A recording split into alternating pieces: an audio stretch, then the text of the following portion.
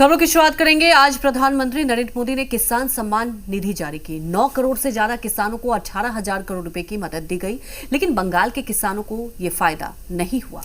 क्यों? इसकी वजह क्या है? क्या राज्य और केंद्र की लड़ाई इतनी बड़ी है कि किसानों से उनका हक छीना जा रहा है? ये रिपोर्ट देखिए और समझिए।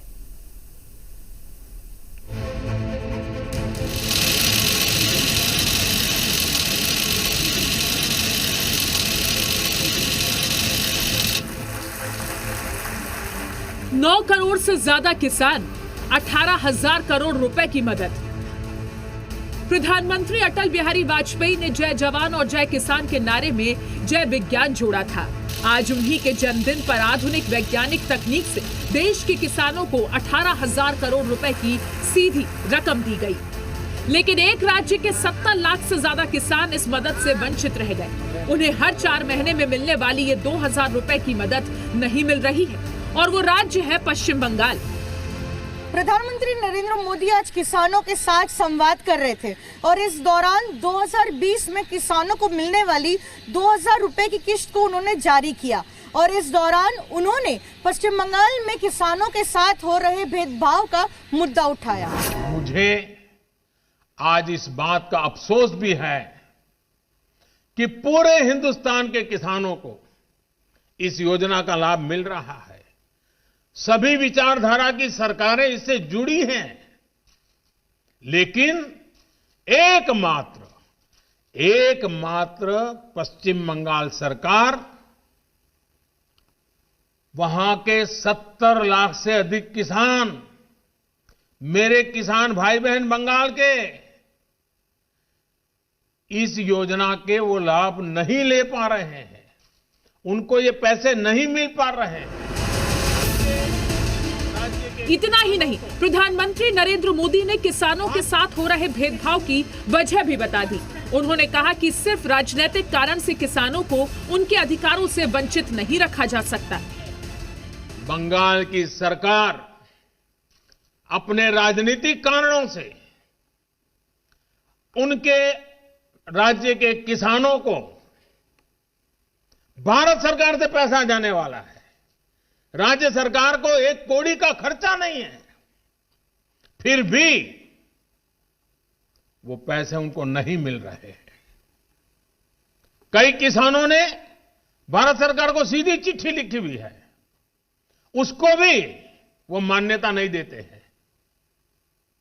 और आप कल्पना कर सकते हैं कितने लाखों किसानों ने लाभ लेने के लिए, योजना के लिए अर्जी की, ऑनलाइन आवेदन कर चुके हैं, लेकिन वहां की राज्य सरकार उसको भी अटका करके बैठ गई। तो क्या राजनीति देश में इतनी ताकतवर है कि इसकी वजह से 71 लाख से ज्यादा किसानों का नुकसान हो रहा है? आंकड़ों को समझिए तो ये सच है। पिछले 2 साल से ज्यादा समय से किसानों को 6,000 रुपए सालाना मिल रहे हैं। ऐसे में अब तक 14,000 रुपए हर किसान को मिल चुके होते। कुल रकम की बात करें तो ये पूरे राज्य के लिए 9,800 करोड़ रुपए होते, लेकिन ममता बनर्जी को शायद इससे कोई फर्क नहीं पड़ रहा है। इसलिए वो दावा कर रही हैं कि पश्चिम बंगाल में किसान खुश हैं। 1 साल पुराना उनका एक ट्वीट देखिए। इसमें उन्होंने लिखा है, 2010-11 में किसानों की औसत आय 91,000 रुपए थी, जो अब 2,91,000 हो चुकी है। 2010-11 में राज्य में 27 लाख किसानों को क्रेडिट कार्ड बांटे गए थे, जो 2019 के दिसंबर तक 69 लाख हो चुके हैं। सवाल ये है कि ये आंकड़े तो अच्छे हैं, लेकिन हर किसान हर साल जो 6,000 रुपए का सीधा नुकसान झेल रहा है, उसका क्या जवाब है? हालांकि टीएमसी सिर्फ किसानों की बेहतरी का ही दावा नहीं करती है, पूरे पश्चिम बंगाल को नंबर 1 राज्य बताती है। साथ ही ममता बनर्जी आंकड़े भी देती है।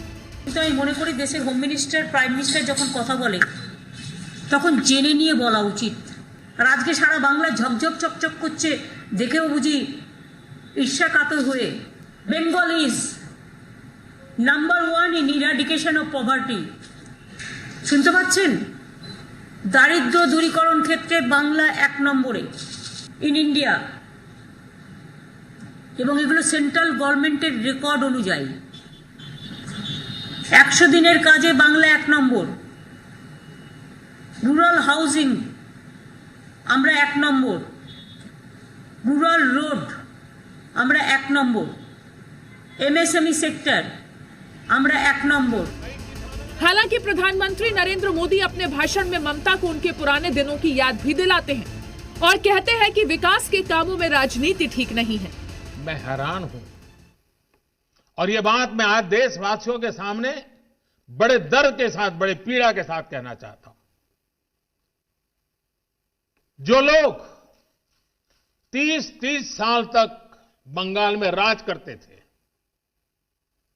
एक ऐसी राजनीतिक विचारधारा को लेकर के बंगाल को कहां से कहां लाकर के उन्होंने हालत करके रखी है, सारा देश जानता है। और ममता जी के 15 साल पुराने भाषण सुनोगे तो पता चलेगा कि इस राजनीतिक विचारधारा ने बंगाल को कितना बर्बाद कर दिया।